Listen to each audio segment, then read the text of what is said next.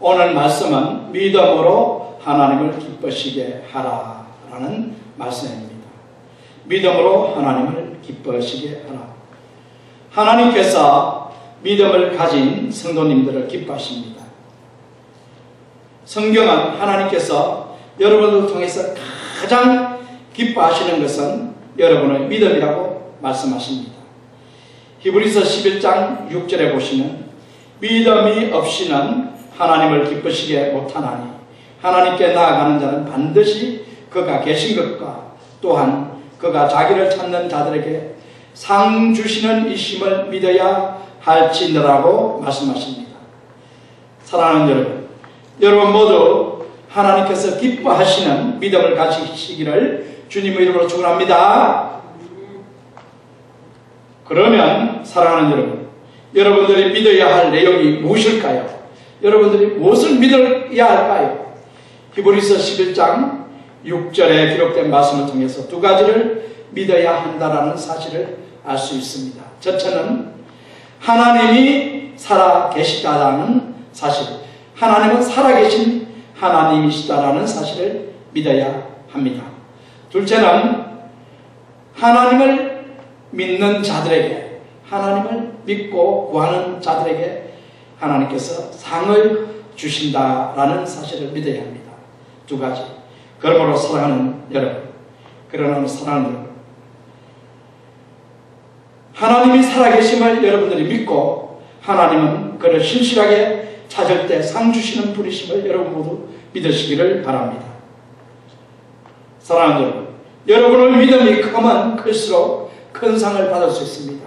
하나님이 주시는 상은 여러분의 믿음에 따라서 상이 크기가 달라진다는 말씀을 제가 드리고 있습니다.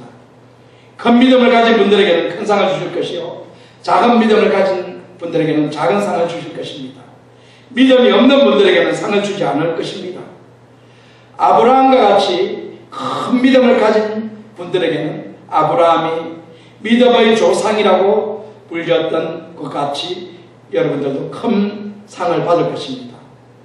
데이빗이 큰 믿음을 가지고 하나님을 믿었었는데 그 다윗에게 하나님께서는 메시아, 그리스도의 조상이라는 이런 큰 상을 내려주셨습니다. 여러분들에게도 이와 같이 큰 믿음을 가질 때 하나님께서 큰 믿음을 주실 것입니다.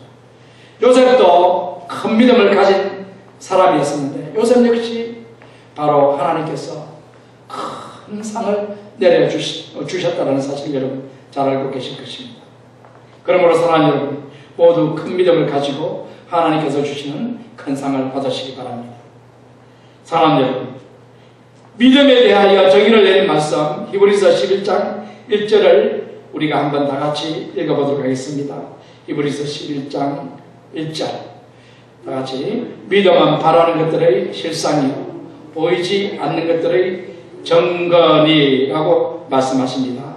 여기서 우리들이 혼동하지 말아야 할 것이 있는데, 이 믿음은 의지의 결단을 통해서 주어지는 것인데, 이 의지의 결단하고 여러분들이 가끔 혼동하는 것, 은혜로 우리가 믿음을 얻을 수 있다라는 이 두 가지 생각을 대립되는 개념 혹은 반대되는 개념으로 생각하는데, 그것은 그런 것이 아닙니다. 우리는 하나님의 은혜로 그리스도를 믿기로 결단하게 되는 것입니다.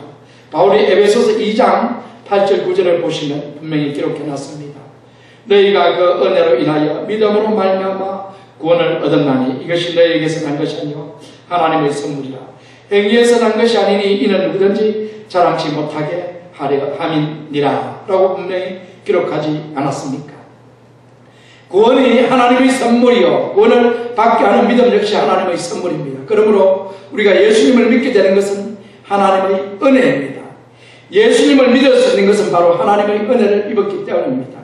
또한 우리가 이 예수님을 믿는 것에서 더 나아가서 이 아브라함이나 다윗 같이 큰 믿음을 갖는 것도 바로 하나님의 은혜로 우리가 큰 믿음을 가질 수 있다는 것을 우리가 기억해야 됩니다. 그러므로 하나님의 선물로 우리가 믿음을 가질 수 있고, 또한 이 하나님의 선물로 믿음을 가질 수 있는 반면에 한편으로는 우리가 큰 믿음을 갖기로 결단을 해야 한다는 것입니다. 그러므로 우리가 그리스도를 믿기로 결단할 때 이미 하나님의 은혜가 임하여 우리가 그리스도를 믿게 되는 것이고 또 믿음을 갖게 되는 것입니다. 그러므로 의지와 은혜가 서로 대립되는 개념이 아니라 이것은 서로 먼저 하나님의 은혜가 임하여서 우리가 이 믿음을 갖기를 결단하게 되는 것이기 때문에 이 하나님의 은혜 속에 이 믿음이 포함되는 것이며 우리의 결단도 포함되는 것입니다. 그러므로 히브리서 11장 1절 믿음은 바라는 것들의 실상이요 보지 못하는 것들의 증거라는 말씀에서 이 믿음 이것은 우리의 의지로 가질 수 있는 것입니다. 그 믿음을 갖기 위해서 1차적으로 하나님께서 우리에게 은혜를 입혀주셔야만 하지만 우리가 그 믿음을 가지려고 의지려고 결단할 때 히브리서 11장 1절에서 말하는 믿음을 가질 수 있습니다. 그러므로 우리는 하나님께 큰 믿음을 갖기 위해서 의지적으로 결단을 해야 합니다. 사랑하는 여러분 큰 믿음 갖기 위해서 여러분 결단하시기 바랍니다. 큰 믿음을 가지십시오. 히브리서 저자가 강조하는 믿음의 내용이 이제 무엇인지 말씀을 드리도록 하겠습니다. 히브리서 기자가 강조하는 믿음의 내용 첫 번째는 살아계신 하나님이신 주 예수 그리스도를 믿으라는 것입니다. 우리가 예수 그리스도를 믿는다라고 결단을 했을 때 가장 중요한 요소가 무엇인가? 그것을 지금 말씀하시는 것이죠. 죽은 하나님이 아니라 살아계신 하나님을 믿는 결단이다. 여러분들은 어떻습니까? 하나님을 믿는다. 예수 그리스도를 믿는다고 결단을 했을 때 여러분들은 과연 어떤 하나님, 어떤 예수님을 믿기로 결단을 하신 것입니까? 여러분은 어떤 하나님, 어떤 예수님을 믿기로 결단하신 것입니까? 바로 살아계신 하나님을 여러분 믿어야 할 줄로 믿습니다. 예수 그리스도는 살아계신 하나님의 아들이심을 믿어야 합니다. 예수님께서 베드로를 칭찬했을 때 마태복음 16장 16절에서 베드로가 이런 고백을 하지 않습니까? 주는 그리스도시요 살아계신 하나님의 아들이시니다. 베드로가 주님을 믿는다고 따라왔는데 베드로의 입에서 바로 예수님이 살아계신 하나님의 아들이심을 믿는다고 고백했을 때 하나님은 너무나 기뻐하셨고 예수님께서도 이 말씀을 듣고 너무나 기뻐하셨다는 것을 여러분 기억하십니다. 바요나 시몬아, 이 고백이 너 스스로 한 것이 아니라 바로 하나님께서 이 고백을 하게 해주신 것이다 하면서 이 베드로를 장차 이름을 또 반석이라고 지어주시고 또 베드로 자체가 반석이란 말이죠. 그래서 이름이 베드로인데 이 반석이 네 이름 위에 바로 무엇을 짓겠다고요? 교회를 세우시겠다라고 말씀하셨습니다. 바로 교회는 무엇인가? 예수님을 믿는 사람들은 어떤 사람들인가? 이걸 말씀하신 거예요. 뭘 믿냐면 주는 그리스도요 살아계신 하나님의 아들이다. 하나님은 또 살아계실 뿐만 아니라 예수 그리스도가 살아계신 하나님의 아들이심을 믿는 것, 이것이 얼마나 중요한 요소인가를 말씀을 하고 있습니다. 성경은 분명히 말씀하십니다. 영생은 곧 유일하신 하나님과 그 보내신 자 예수 그리스도를 아는 것입니다.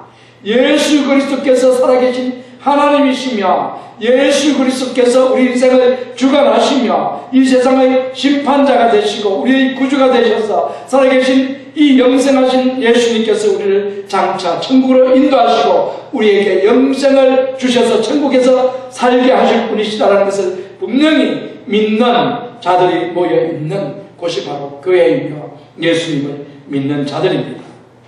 성결의 영으로는 죽은 자 가운데서 부활하여 능력으로 하나님의 아들로 인정되셨으니 곧 우리 주 예수 그리스도십니다. 예수님이 하나님의 아들이신 증거는 무엇이냐면 하나님이 살아계셨기 때문에 살아나셔야만이 하나님의 아들이 될 수 있는 것이죠. 그래서 로마서 1장 4절에서 바로 성령께서 예수님을 죽은 자 가운데서 살려셨기 때문에 예수님이 하나님의 아들로 인정을 받을 수 있으셨다라고 말씀을 하신 것입니다.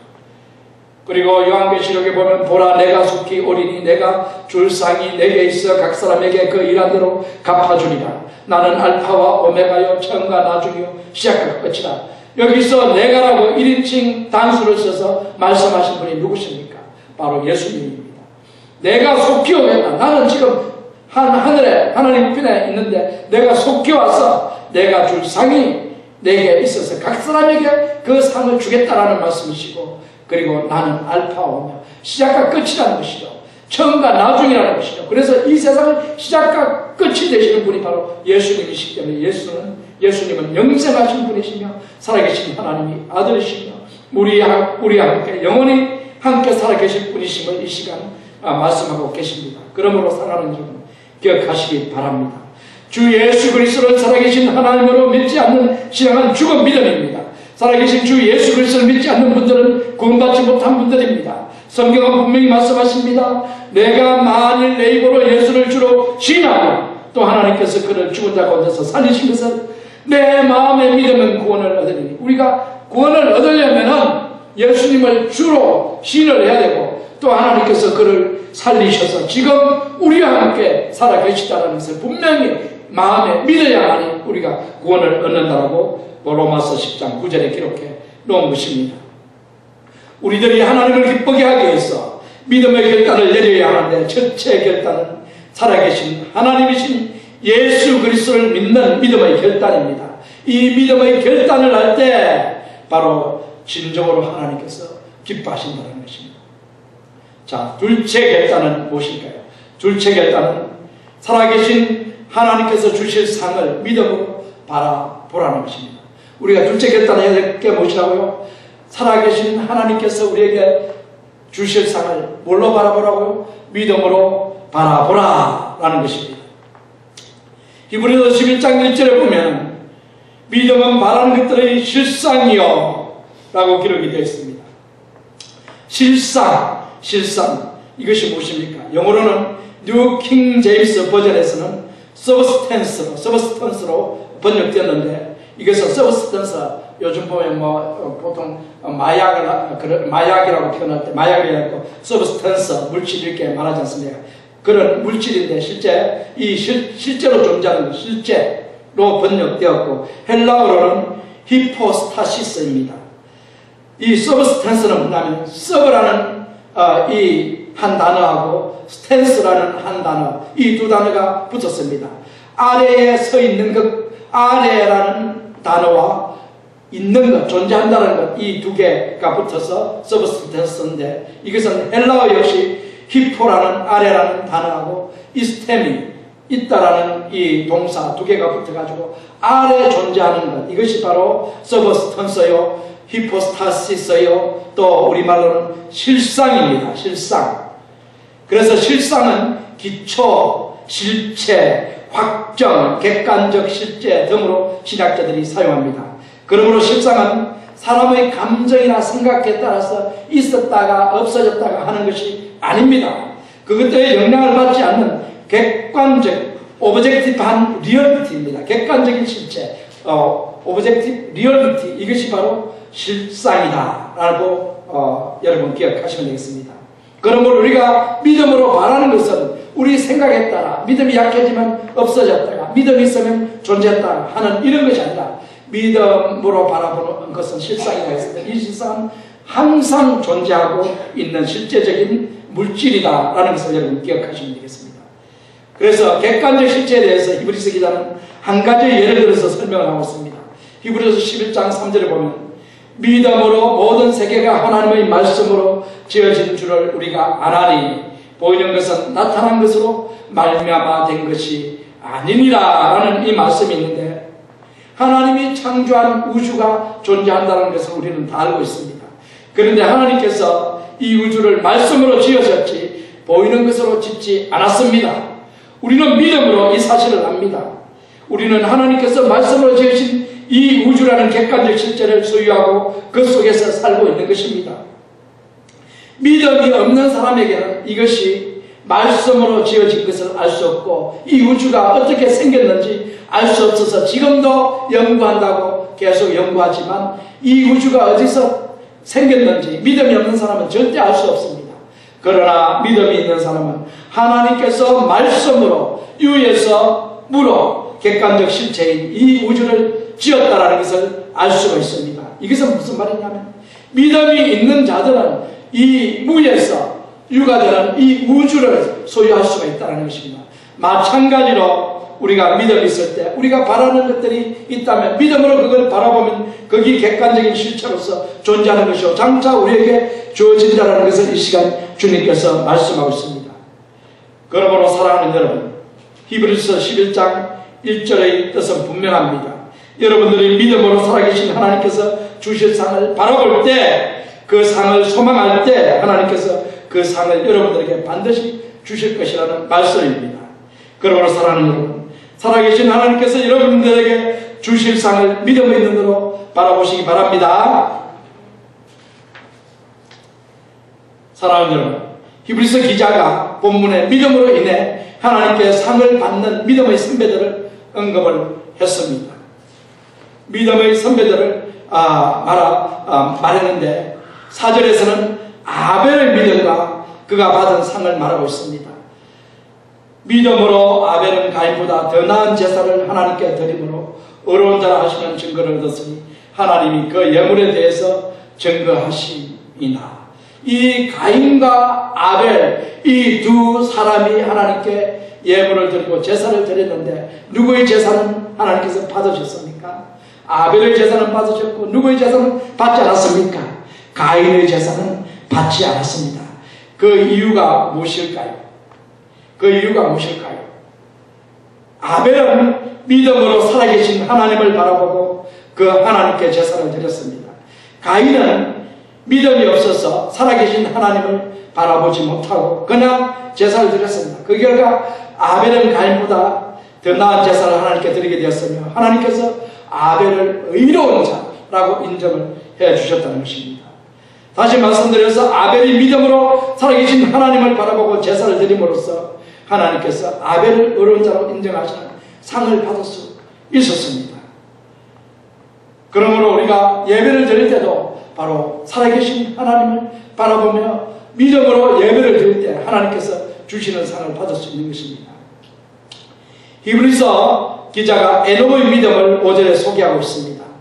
믿음으로 에녹은 죽음을 보지 않고 옮겼으니 하나님이 저를 옮기심으로 다시 보이지 아니하니라. 저는 옮기기 전에 하나님을 기쁘시게 하는 자라 하는 증거를 받았느니라. 죽음을 보지 않고 하나님께로 올라간 사람이 성경에 기록이 되는데 누구와 누구입니까? 바로 에녹과 또 한 사람은 누구입니까? 엘리야. 이 두 사람이 죽음을 보지 않고 하나님께로 올라간 사람입니다. 자, 그런데 이 에녹 역시 믿음의 사람이었습니다. 믿음으로 살아계신 하나님을 바라보며 산 신앙의 선배입니다. 창세기 5장 24절에 보면 그는 믿음으로 하나님과 동행한 인물입니다. 그는 살아계신 하나님을 믿고 살아계신 하나님께서 그에게 주실 상을 바라보고 하나님과 동행했어요. 하나님과 동행했다. 이 말은 영적인 말이죠. 여러분 누구와 동행하고 계십니까? 이 세상 물질과 동행합니까? 이 세상 건세와 동행합니까? 이 세상적인 쾌락과 동행합니까? 무엇과 동행하고 계십니까? 여러분은 하나님과 동행하시면 아멘 하시기 바랍니다. 예수 그리스도와 동행하시는 분은 아멘 하시기 바랍니다. 영적으로 우리는 누구와 동행하고 있다고요? 예수님과 동행하고 있는 예수님의 제자들이라는 것을 여러분 기억하시기 바랍니다. 이와 같이 우리가 믿음의 눈으로 예수님과 동행할 때 에녹이 죽음을 보지 않고 하늘에 올려온 것 같이 영적으로 우리도 육체는 죽지만 우리는 영생하여 천국에 들어가서 영원히 죽지 않고 하나님과 함께 살게 될 것이라는 것을 여러분 기억하시기 바랍니다. 에녹을 하나님께서 기뻐하시는 자, 하나님을 기쁘시게 하는 자라는 이 증거를 받았어요. 그래서 성경에 보면 하나님을 기쁘시게 하는 자라고 증거를 받은 사람이 누구냐면 에녹인데, 여러분들도 하나님을 기쁘시게 하는 분들이 다 되시기를 주님을 좀 축원합니다. 하나님을 기쁘시게 하는 자는 어떤 분들이라고요? 바로 주님과 동행하는 자, 영적으로 주님과 동행하는 자입니다. 히브리서 기자는 믿음의 사람 노아를 7절에 소개하고 있습니다.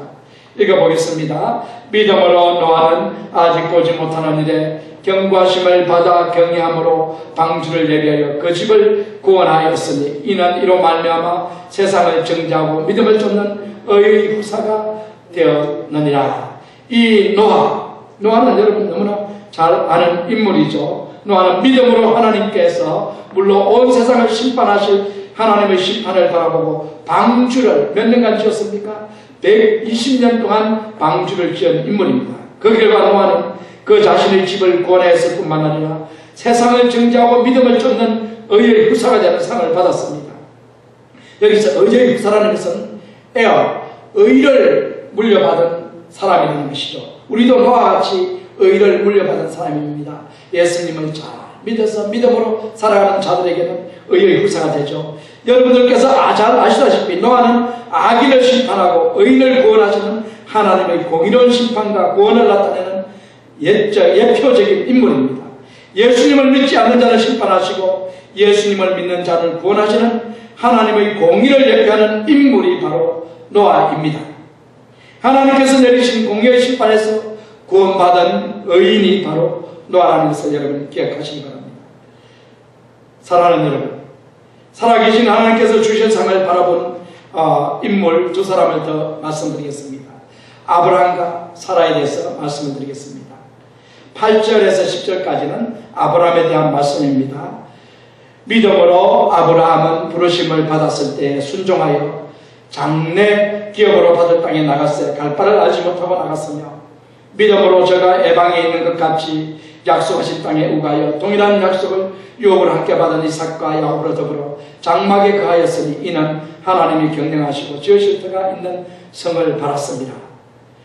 사랑하는 여러분, 여기서 아브라함은 두 가지를 소망하고 있음을 알 수 있습니다. 하나는 처음 부르심을 받았을 때 장래 기업으로 주실 땅을 바라보고 순종하며 나아갔다고 했습니다. 하나님께서 가나안을 주시겠다라고 약속을 했을 때 그 가나안을 바라보고 알지도 못하는 땅으로 갔습니다. 아브라함이 바라본 또 다른 하나는 그 약속을 받은 후에 아브라함은 10절에 기록되어 있는 것처럼 하나님이 경영하시고 지으실 터가 있는 성, 이것이 무엇입니까? 하나님이 경영하시고 지으실 터가 있는 성, 이것은 곧 천성, 하늘나라, 새하늘과 새 땅을 말씀하는 것입니다.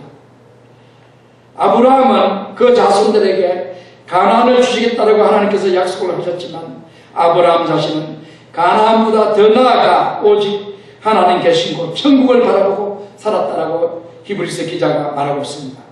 그 결과 아브라함은 두 가지의 약속을 다 받습니다. 하나는 뭐냐면 가나안을 물려받아서 아브라함의 후손들이 가나안을 차지해서 이스라엘 백성들이 가나안에서 살게 되었고, 또 다른 하나는 아브라함이 천국에 들어가서 하나님과 살게 되는 이런 축복을 받았습니다. 부자와 이 나사로의 거지 나사로의 비유에서 보면 이 거지 나사로가 누굴 품 안에 가 있습니까? 아브라함의 품 안에 나그네 있다는 것을 예수님이 비유로 말씀해 주셨습니다. 이 말씀은 곧 무엇을 말씀하시냐면 바로 아브라함이 천국에 들어가 있다, 나그네에서 살고 있다는 것을 말씀하죠. 이것은 장차 아브라함에게 너에게 가나안을 줄 것이고 또 내가 아직 짓지 않고 지을 그 새 땅을 너에게 주겠다고 약속했을 때 이 약속을 바라보고 이 아브라함이 살았을 때 하나님께서는 이 아브라함의 이 믿음의 실상대로 그 상인 천국 가나안 땅과 또 천국을 함께 주셨다는 것을 이 시간 말씀하고 있습니다. 사랑하는 여러분, 오늘 이 시간 또 사라에 대한 말씀을 보면 사라 역시 믿음의 여인으로서 하나님의 약속을 바라보고 살았을 때 하나님께서 그 약속대로 이 열국의 어머니가 되는 복을 주셨습니다. 한번 읽어보겠습니다. 믿음으로 사라 자신도 나이 늙어 단산하였으나 잉태하는 힘을 얻었으니 이는 약속하신 이를 미쁘신 줄 압니다. 이름으로 죽은 자 방불한 한 사람으로 말미암아 하늘의 허다한 별과 또 해변의 무수한 모래와 같이 많이 생육하였느냐. 이 사라가 언제 이 아들 이삭을 낳게 됩니까? 사라가 몇 세예요? 91세에 낳지 않았습니까? 이것은 무엇을 말씀하냐면 사라는 이미 여자로서 생명이 끝났습니다. 이 단산, 이미 생산할 수 있는 것은 끊어져 버린 죽은 여인과 같은 이 자궁도 다 죽어버렸습니다. 이런 여인에게 하나님께서 뭘 주시겠다고 약속했습니까? 자손을 주겠다. 그리고 그 자손을 통해서 하늘의 별과 같이 바다의 모래 같은 수많은 후손들을 주겠다. 라고 약속을 했습니다.